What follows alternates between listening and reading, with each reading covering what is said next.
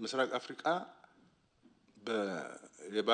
የባህር ኢሹ ብቻ አንስተን የምናየው አይደለም። አጠቃላይ ነው መነሳት ያለበት። ስለ ደህንነት ተነሳ በየብስም በባህርም ቀጠናው የተረበሸ ነው። የባህር ደህንነት ስጋቱም ከየብስ ስጋቱ ጋር ከየብስ ችግር ጋር ይያዛል። የየብስ ችግሩ ወደ ባህር ይወጣል፣ ይወርዳል፣ ይገባል።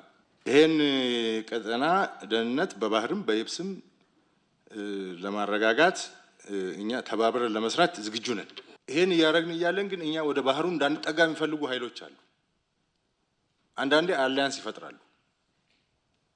ኢትዮጵያ ወደ ባህር ወደ ባህር አጠገብ ዝር እንዳትል እናድርጋት ብለው አቅደው ግንባር ፈጥረው የሚሰሩ ደግሞ አሉ።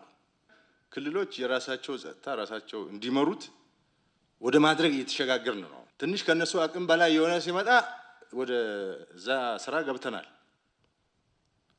በከፍተኛ ደረጃ ደግሞ ጠላት አዳክመናል።